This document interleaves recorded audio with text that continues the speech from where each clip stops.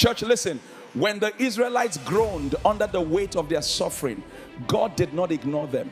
He didn't turn away.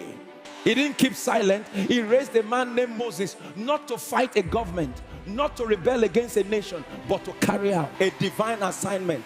And sometimes the greatest proof of God's love is not when he takes the burden away immediately, but when he prepares a vessel who will walk into the storm with courage born from heaven. Moses was not elected. He was not chosen by the people. He was chosen by God for a work that only God could empower.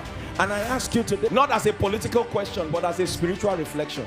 Is there not a man or woman God is preparing to deliver this generation from darkness, confusion, and oppression of the soul? A vessel purified in hidden places, a voice trained in wilderness seasons, a heart broken enough to stand for people.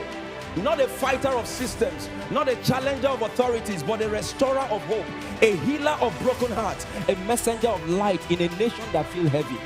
Because every time darkness increases, heaven prepares a light twice as bright. Every time fear rises, God trains a warrior of faith. Every time hope weakens, God shapes a deliverer in silence. When God hears the cry of a people, he raises voices, not violence. He raises helpers, not fighters. He raises reformers of hearts, not destroyers of structures. And the question today is, Lord, are you raising someone like Moses?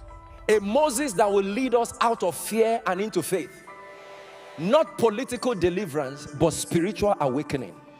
A Moses who will break chains in the mind, who will speak truth with purity, who will call a sleeping generation back to God.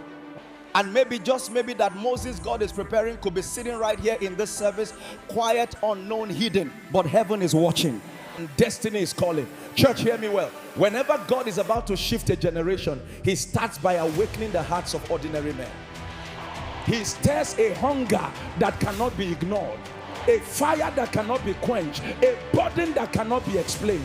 If God could raise Moses from the backside of the desert, he can raise a deliverer from the backside of obscurity in this land. If God could turn a stammerer into a voice for millions, he can turn a quiet believer into a carrier of his glory. The question is no longer, is God preparing someone? The real question is, will you be available if God points at you? Because the destiny of a generation does not begin with a throne, it begins with a yes. And maybe the next yes heaven is waiting for is yours. Be ready. This is Treasures Assembly. We tell you the mind of God, and I am Minister Leo Peter. God's own evidence